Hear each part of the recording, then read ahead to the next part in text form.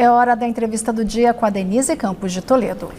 E vamos falar agora sobre mudanças na legislação referentes à segurança pública, tipificação dos crimes de terrorismo e julgamento desses crimes. Eu converso com Alessandro Vieira, senador pelo PSDB de Sergipe. Senador, boa noite. Boa noite, é um prazer falar com vocês. Senador, o senhor apresentou um projeto de lei, uma proposta de emenda constitucional, uma PEC, para incluir a motivação política nos crimes de terrorismo e instituir a competência do STF para julgar ações desse tipo, não é? Eu queria saber como é que o senhor vê essas possíveis mudanças, de que forma elas trariam mais implicações para os envolvidos nos atos do dia 8. Bom, o primeiro ponto a registrar é que mudanças na seara penal não retroagem para prejudicar. Então, os fatos que já aconteceram vão ser resolvidos com a legislação da época. A lei antiterror do Brasil tem uma omissão grave por conta de vetos que foram feitos à época pela presidente Dilma Rousseff. Ela não tem a caracterização da motivação política para ato terrorista, que é a maior causa de terrorismo no mundo e que consta na legislação pelo mundo afora. A gente tem que suprir essa lacuna.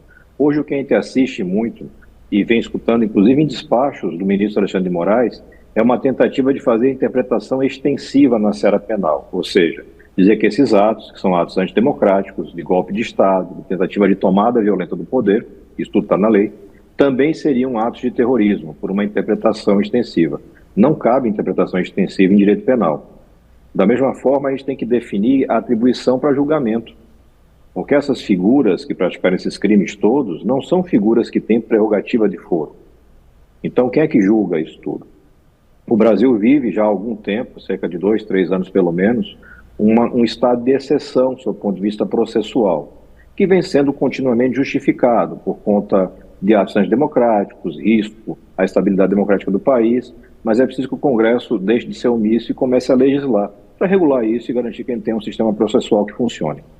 Agora, o senhor também propôs que a segurança pública do Distrito Federal passasse para o governo federal. E hoje nós tivemos até uma coletiva falando exatamente dessa questão da segurança no Distrito Federal. A intervenção acaba no dia 31.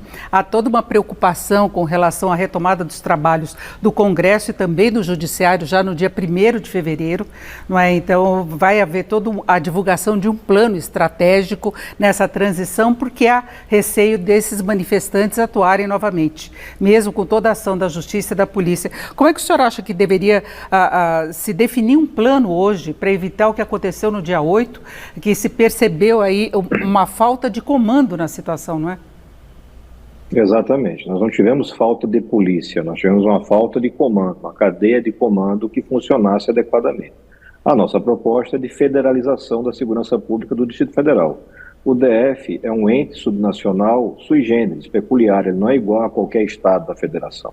Ele tem, dentre as suas atribuições, talvez a principal atribuição, abrigar a sede dos poderes.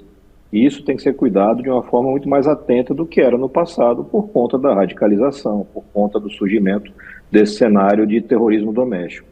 Então a solução que a gente apresenta, ela é mais barata, porque ela usa a estrutura que já existe, ela garante a cadeia de comando quando necessário para o presidente da República, mas também deixa uma porta aberta para que o presidente faça uma delegação para o governador do Distrito Federal para os atos cotidianos. Não precisa o presidente da República tomar conta de Lei Maria da Penha, de Polícia de Trânsito, mas existe toda uma estrutura que deve ser aproveitada. A criação de mais uma polícia, chamada de Guarda Nacional, qualquer nome que se crie, ela gera mais uma dificuldade de coordenação e gera mais custos.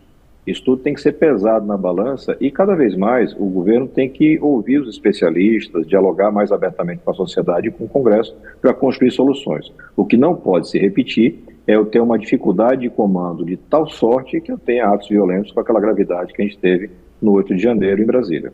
Agora, senador, essa situação levou a investigações envolvendo a Polícia Militar, envolvendo o Exército, militares de uma forma geral, por omissão, por participação, por estimular, em certa medida, há dúvidas quanto à atuação de vários agentes, né? O governo tem demitido vários militares em várias áreas, promovido aí alterações na ABIN, no GSI. Como é que o senhor acha que se pode chegar a um balanço final do que aconteceu efetivamente? Porque o governo está lidando com uma ameaça aos poderes de modo geral, né? Porque foi um ataque tanto à sede do governo federal, como ao Congresso e também o Supremo Tribunal Federal, né?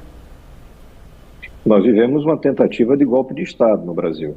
Ela foi atabalhoada, ela não teve sucesso, mas foi uma tentativa de golpe.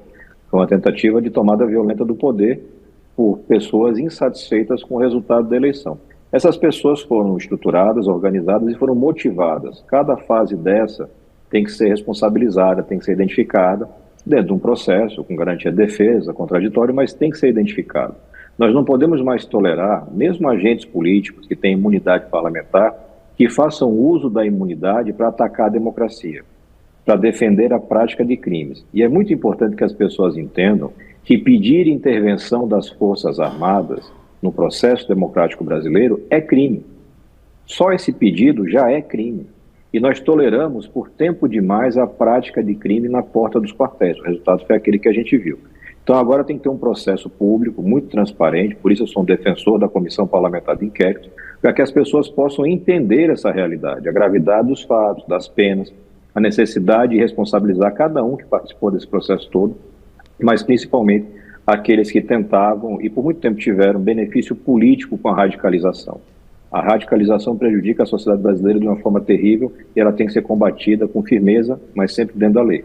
Agora, o senhor defende a CPI, que já conseguiu até as assinaturas necessárias, mas nós vamos ter uma renovação do Congresso, né, a partir do dia 1º, e tem uma disputa pela presidência do Senado, né, o Rodrigo Pacheco vai disputar com o Rogério Marinho, que seria mais favorável ao governo, e ele tem colocado na campanha dele a necessidade de se limitar a ações do STF. Né, aquele posicionamento muito parecido com o de apoiadores do ex-presidente Bolsonaro. Como é que o senhor acha que ficaria a atuação do Congresso nessas condições? O senhor tem um posicionamento em relação às eleições? Não, eu tenho ouvido as propostas e conheço os dois candidatos, o Rogério Marinho, que assume agora o Senado, e o Rodrigo Pacheco, que já vai para o quinto ano de mandato. Sei dos defeitos das condutas e eu acho que a gente vai ter que fazer uma escolha dentro do Congresso. Mas o mais importante é entender que cada poder tem um papel. Se o Congresso se omite, é natural que o Judiciário ocupe o espaço. É até obrigatório, porque o juiz não pode deixar de decidir porque não tem lei. Então a gente tem que fazer esse entendimento e começar uma nova etapa de construção democrática com maior respeito às limitações de cada poder. Mas para ser respeitado, você tem que exercer a sua atividade, tem que legislar. Então, por exemplo, as atividades que são realizadas pelo ministro Alexandre de Moraes, no mérito, me parecem corretas, mas na forma, elas atropelam o processo de forma brutal. Isso vai ter que ser resolvido em algum momento, isso se dá por legislação, na minha visão. Não cabe qualquer tipo de questionamento a conteúdo de decisão, mas a gente tem que alinhar a forma, não dá para ser como está acontecendo. Vai ser uma eleição, como sempre é no Senado, realizada majoritariamente com voto secreto. Existem um trabalho de campanha dos dois candidatos e eu espero que a gente consiga ter uma escolha sábia que garanta para o Brasil um Senado altivo que se dê o respeito. Agora, senador, nós temos várias investigações, além dos atos do dia 8, dos estímulos a fake news, o próprio resultado da CPI da pandemia, que o senhor teve uma participação ativa, e agora a situação dos Yanomamis, chegando essas investigações muito próximas do ex-presidente Bolsonaro e integrantes do ministério dele. O senhor acha que isso tudo deve ser encaminhado? Como é que o senhor vê a atuação do governo anterior frente a tudo isso? Eu não tenho a menor dúvida da responsabilidade política do ex-presidente Bolsonaro por esses tantos crimes. A omissão na pandemia, que foi bem documentada pela CPI, a atuação nos atos antidemocráticos, inclusive com minuta de golpe redigida e circulada no ambiente do presidente da República, do ex-presidente da República, e agora essa tragédia humanitária referente aos povos indígenas, particularmente os Yanomamis. A responsabilidade política está clara e é muito provável que se consiga configurar também a responsabilidade penal, porque são atos que tinham, de alguma forma, a participação ou o comando do ex-presidente Bolsonaro. E a gente tem que dar um passo de amadurecimento democrático no sentido de que ninguém numa democracia está acima da lei. Então não interessa se recebeu 50, 60, 70 milhões de votos, isso vale para Lula e Bolsonaro. Se cometeram crimes, eles têm que ser responsabilizados. Só assim o Brasil vai se transformar num país mais sério. É isso, ouvimos Alessandro Vieira, que é senador pelo PSDB de Sergipe. Senador, mais uma vez, muito obrigado, uma boa noite. Boa noite.